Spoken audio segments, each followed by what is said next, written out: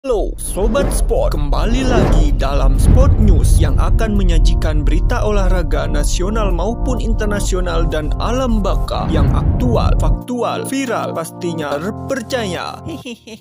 Pertandingan berlangsung dengan seru sejak awal babak pertama.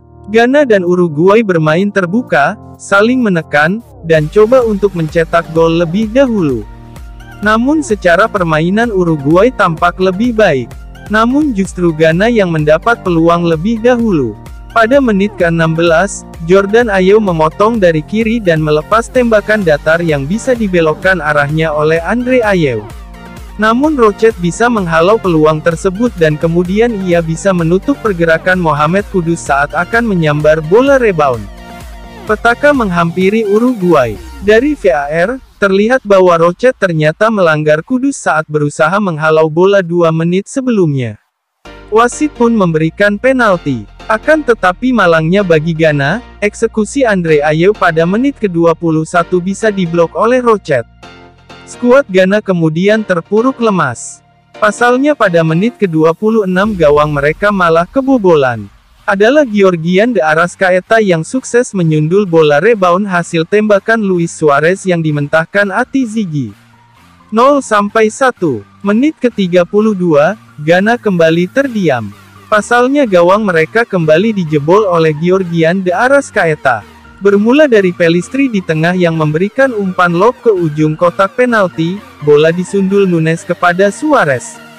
Striker Gaek itu langsung mengoper bola tanpa mengontrolnya pada de Arrascaeta di dalam kotak penalti dalam posisi tak terkawal.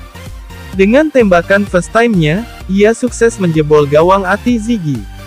0-2. Ghana berusaha keras untuk bisa memperkecil ketertinggalannya. Namun mereka gagal melakukannya sampai turun minum. Mereka pun tertinggal 0-2 untuk sementara dari Uruguay. Di awal babak kedua, Ghana tentu saja langsung berinisiatif untuk menyerang. Peluang langsung didapat pada menit ke-47.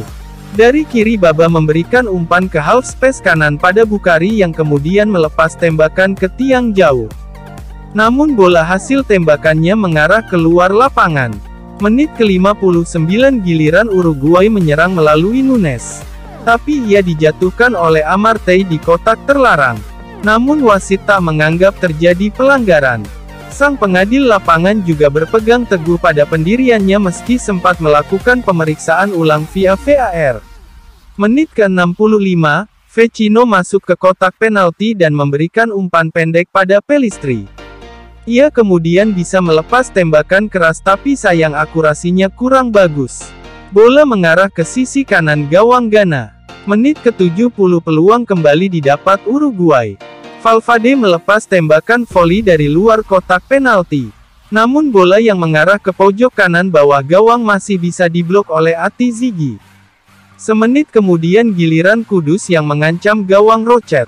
Namun usai melewati adangan 3 pemain lawan, bola sepakannya melambung dari target. Menit ke-79 Ghana sukses membongkar pertahanan Uruguay. Bola dikuasai Antoine Semenyo di kotak penalti. Dan setelah mengontrolnya beberapa saat, ia melepas tembakan ke tiang jauh. Sayang bola melepas dari sasaran. 2 menit kemudian Kudus melepas tembakan dari luar kotak penalti ke pojok kanan bawah gawang La Celeste, tapi bola masih bisa diblok oleh Rochet dan menghasilkan sepak pojok saja. Duel makin menegangkan karena Uruguay butuh tambahan 1 gol agar bisa unggul selisih gol dari Korea Selatan. Peluang sempat didapat pada menit 90+5, tapi tembakan keras Gomez dari luar kotak penalti masih bisa ditepis kiper Ghana. Pada akhirnya sampai laga berakhir, termasuk extra time lebih dari 10 menit, tak ada tambahan gol tercipta. Ghana kalah 0-2 dari Uruguay.